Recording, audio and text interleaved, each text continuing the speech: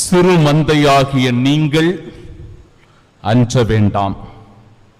நம் ஆண்டவராகிய இயேசு கிறிஸ்துவின் அன்பும் அருளும் அமைதியும் மகிழ்ச்சியும் உங்கள் அனைவரோடும் என்றும் இருப்பதாக.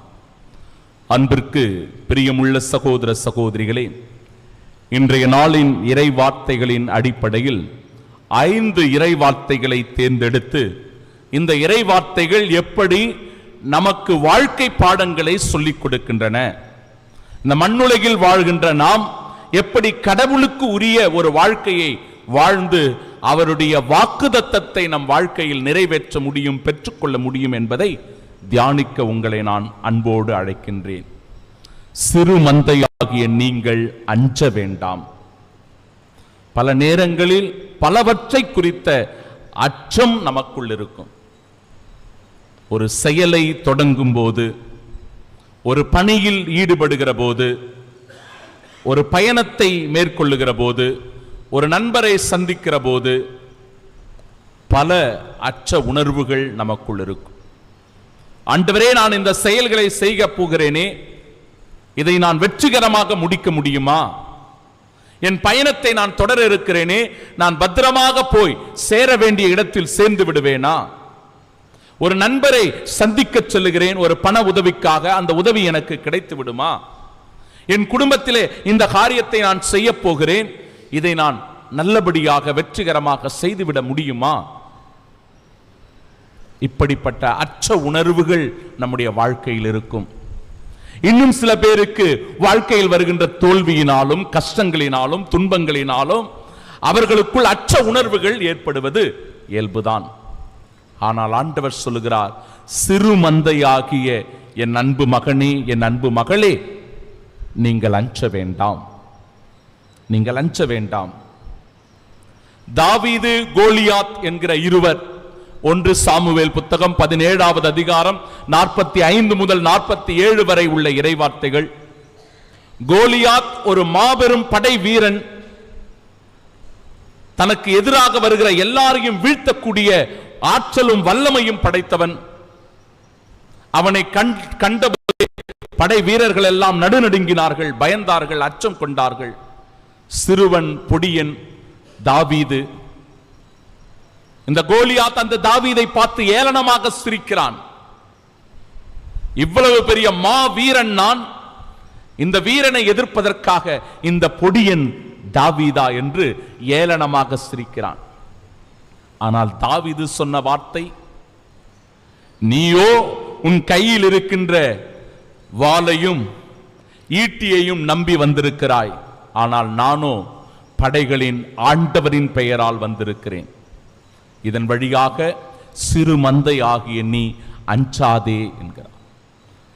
எவ்வளவு பெரிய வீரனையும் எவ்வளவு பெரிய சாத்தானையும் சோதனைகளையும் கஷ்டங்களையும் எதிர்க்கக்கூடிய வல்லமை நமக்கு எப்படி வருகிறது என்றால், என் அன்பு சகோதர சகோதரிகளே, நம் ஆண்டவர் நம்மோடு இருக்கும் போதுதான் அவற்றை எதிர்க்கக்கூடிய, போராடக்கூடிய, சவாலோடு வெற்றி கொள்ளக்கூடிய வல்லமை நமக்கு பிறக்கிறது.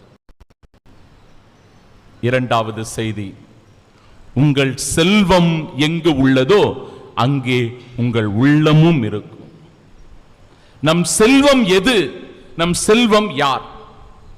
சில பேருக்கு பிள்ளைகள் செல்வங்களாக இருப்பார்கள், சில பேருக்கு இந்த உலகத்தினுடைய பொருட்கள் செல்வங்களாக இருக்கும், இன்னும் சில பேருக்கு தாங்கள் அடையக்கூடிய அதிகாரமும் பதவியும் செல்வங்களாக இருக்கும். ஒவ்வொருவருக்கும் செல்வங்கள் வித்தியாசப்பட்டு கொண்டிருக்கிறது. இந்த உலக பேரிலான பொருட்களுக்கோ இந்த உலகத்தினுடைய மனிதர்களுக்கோ சில நேரங்களில் நாம் இடம் கொடுக்கும் போது அந்த செல்வத்தை குறித்து நம்முடைய கவனம் போய் சேர்ந்து விடுகிறது. அந்த செல்வத்திலேயே நம்முடைய மனம் ஈடுபாடு கொண்டிருக்கிறது, அதை சுற்றியே வட்டமடிக்கிறது. அதனால் நமக்கு நிம்மதியான உறக்கமோ மன நிம்மதியோ அமைதியோ கிடைப்பதில்லை. ஏனென்றால் நம்முடைய எண்ணம் சிந்தனை அதை குறித்ததாக இருக்கிறது. ஒருவருக்கு அந்த செல்வத்தை பற்றிய கவலை வந்துவிட்டால், செல்வத்தை பற்றிய எண்ணம் வந்துவிட்டால் நிம்மதியாக உறங்க முடியாது, மன அமைதியோடு வாழ முடியாது. அவருடைய எண்ணம் கவனம் எல்லாம் அதிலேயே இருக்கும்.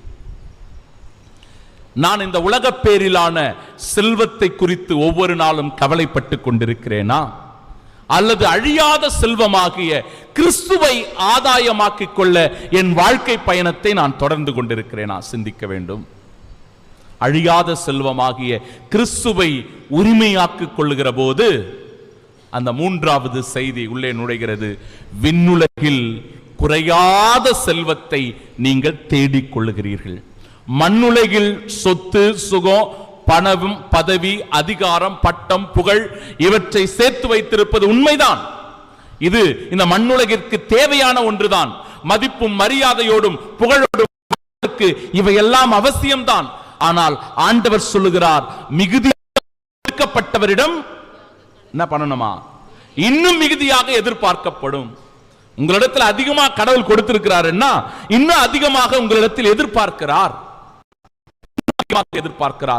விண்ணுலகில் குறையாத செல்வத்தை தேடிக்கொள்ளுங்கள் என்கிறது அந்த மூன்றாவது முக்கிய இறை வார்த்தை. அதைத்தான் ஆபிரகாம், ஈசாக்கு, யாக்கோப்பு செய்தார்கள் என்று இன்றைய நாளினுடைய இரண்டாம் வாசகம் தெளிவுபடுத்துகிறது. குழந்தையே இல்லாத போது கடவுள் அவர்களுக்கு ஒரு வாக்குத்தத்தத்தை கொடுக்கிறார். வானத்து விண்மீன்களை போல, கடல் மணலை போல நான் உன் இனத்தை பெருக்கச் செய்வேன். குழந்தையே இல்லையே, 90 வயசு வரை குழந்தை பாக்கியமே இல்ல, மலடியாக இருக்கிறாள் சாரால். ஆபிரகாமுக்கு குழந்தை இல்லை. அந்த சூழ்நிலையில் வானத்து விண்மீன்களை போல, கடல் மணலை போல நான் உன் இனத்தை பெருக்கச் செய்வேன் என்கிற அந்த வாக்குத்தத்தத்தை எப்படி தன் வாழ்க்கையில் ஏற்றுக்கொள்வது? நம்பினார், விசுவசித்தார், ஏற்றுக்கொண்டார். அந்த நம்பிக்கையினாலேயே ஈசாக்கு என்கிற மகன் அவருக்கு வாக்குத்தத்தமாய் கொடுக்கப்பட்டார். அவருடைய சந்ததிகள் ஆண்டவர் தந்த வாக்குறுதியை நம்பினார்கள், கண்டார்கள் என்று இறைவார்த்தை சான்று பகர்கிறது. பிரியமானவர்களே, விண்ணுலகில் குறையாத செல்வத்தை தேடிக்கொள்ளுங்கள். உங்கள் வீட்டை விண்ணகத்தில் கட்டுங்கள். உங்கள் தாய் வீடு விண்ணகம் என்கிறது இரண்டாம் வாசகம். நம்முடைய வீட்டை நாம் எங்கே கட்டி வைத்திருக்கிறோம்? கடவுளுக்குரிய இடமாக என் இடத்தை நான் மாற்றி இருக்கிறேனா? கிறிஸ்துவுக்குரிய இடமாக என் வாழ்வின் இடம் இருக்கிறதா? கிறிஸ்துவினுடைய பங்களிப்பு என்ன என் வாழ்க்கையில்? நான் எவ்வளவு ஈடுபாட்டோடு கிறிஸ்துவிலே இணைந்திருக்கிறேன் என்கிற உணர்வை வெளிப்படுத்துகிறது இந்த வார்த்தை. பிறகு நான்காவது இறை வார்த்தை, தலைவர் வந்து பார்க்கும்போது விழித்திருக்கும் பணியாளர் பேரு பெற்றவர். விழிப்பாயிருங்கள் என்று அந்த இறை வார்த்தை நமக்கு அறிவுறுத்துகிறது. விழிப்பாயிருங்கள். மத்தேயு நற்செய்தி 13வது அதிகாரம் 24 முதல் 30 வரை உள்ள இறை வார்த்தைகளை வாசித்தோம் என்றால், ஒரு பணியாளன் ஒரு தலைவனிடத்தில் ஓடி வருகிறான். ஐயா ஐயா, நாம் நம்முடைய நிலத்திலே நல்ல விதைகளை அல்லவா விதைத்தோம். நம்முடைய நிலத்தில் நல்ல விதைகளைத்தானே விதைத்தோம். ஆனால் அங்கே களைகள் வந்தது எப்படி? கேட்கிறான் கேள்வியை. எப்படி அந்த இடத்துல களைகள் வந்தது? என் பிள்ளைங்களை நான் கவனமா பொறுப்போடு தானே வளர்த்தேன். என் பிள்ளைகளுக்கு தேவையானதை எல்லாம் செய்து கொடுத்து தானே வளர்த்தேன். எப்படி என் பிள்ளை கெட்டு போனா அப்படின்றது அர்த்தம். அதுக்கு அவ்வளவு பொறுப்போடு கவனத்தோடு செயலாற்றிய போது எப்படி அவற்றுக்குள் மாற்றங்கள் வந்தது? அப்ப நாம் அயர்ந்து போகிற நேரத்தில், நாம் கவனக்குறைவாக இருக்கின்ற நேரத்தில், நாம் விழிப்பில்லாமல் இருக்கின்ற நேரத்தில் பகைவன் உள்ளே நுழைந்து விடுகிறான். தீமை உள்ளே நுழைந்து விடுகிறது. எப்பொழுது நம்முடைய கவனத்தை நம் பிள்ளைகளின் மீது செலுத்தவில்லையோ, எப்பொழுது நம்முடைய வாழ்க்கையை நம் ஆன்மாவின் மீது நாம் செலுத்தவில்லையோ, அப்பொழுது பகைவன், தீமை நமக்குள் நுழைந்து விடுகிறது. சாத்தான் நமக்குள் நுழைந்து சோதித்து விடுகிறான், நம்மை தீயவனாக மாற்றி விடுகிறான். நம் பிள்ளைகளுடைய வாழ்க்கை பல நேரங்களில் அப்படி சீரழிந்து போகிறது. விழிப்பாய் இருக்க வேண்டும், கவனமாய் இருக்க வேண்டும். ஆண்டவர் அறிவுறுத்துகிறார். நம் வாழ்க்கையை குறித்து, நம் குடும்பத்தை குறித்து, நம் பிள்ளைகளை குறித்து, நாம் செய்கிற வேலையை குறித்து விழிப்புள்ளவர்களாய் இருப்போம். நம்மை சுற்றி என்ன நடக்கிறது, ஏது நடக்கிறது என்பதை கவனமாக உற்று நோக்குவோம். அதன் வழியாக நம் வாழ்க்கை பயணத்தை நாம் தொடருவோம். ஐந்தாவது இறைவார்த்தை, நீங்கள் ஆயத்தமாயிருங்கள். ஆயத்தமாயிருங்கள். ஒரு சகோதரி என்னிடத்தில் பேசிக் கொண்டிருந்த போது சொன்னார், ஃபாதர், எங்க அம்மாவுக்கு நல்ல சாவு ஃபாதர், எங்க அம்மாவுக்கு நல்ல சாவு. எப்படிமா சொல்றீங்க நல்ல சாவுன்னு? அவங்களுக்கு 89 வயது ஃபாதர், எந்த நோயும் கிடையாது, தினமும் ஜெபமாலை ஜெபிப்பாங்க, அவங்களால சின்ன சின்ன வேலைகளை எல்லாம் செய்து கொள்ள முடியும், அவங்களுடைய தேவைகளை நிறைவேற்றிக் கொள்வார்கள். அப்படியாக வாழ்ந்து கொண்டிருந்த அவர்கள் ஒரு நாள் என்னிடத்தில் சொன்னார்கள், இன்னைக்கு முதல் வெள்ளிக்கிழமை, வெடிய காலம் 3 மணிக்கே எழுந்துட்டாங்க, தூக்கம் வரல அவங்களுக்கு, 3 மணிக்கே எழுந்துட்டாங்க ஃபாதர். முதல் வெள்ளிக்கிழமை சாமியார் வருவார் நன்மை கொடுக்கறதுக்கு. அதனால எழுந்தவர் என்னை நல்லா குளிப்பாட்டு அப்படின்னு சொன்னாங்க. நல்லா குளிப்பாட்டின பிறகு எனக்கு புதிய ட்ரெஸ் போடுங்க அப்படின்னாங்க. என்னம்மா இப்படி கேட்குறீங்க? போடுங்க. புதிய ஆடையானது அணிவிக்கப்பட்டது. ஃபாதர் தேவ நற்கருணை கொடுப்பதற்காக வந்தார். பாவ சங்கீர்த்தனம் செய்யணும் அப்படின்னாங்க. அவங்க என்ன சொன்னாங்க, அந்த வயசான காலத்தில் என்ன சொல்லியிருப்பாங்க, என்ன செய்திருப்பாங்கன்னு தெரியல. நல்ல ஒரு பாவ சங்கீர்த்தனம், தேவ நற்கருணை உட்கொண்டார்கள். கொஞ்ச நேரம் கழித்து சாப்பிட்டாங்க ஃபாதர். சாப்பிட்டு போய் படுத்தாங்க. அவ்வளவுதான் ஃபாதர், அப்படியே உயிர் போயிடுச்சு.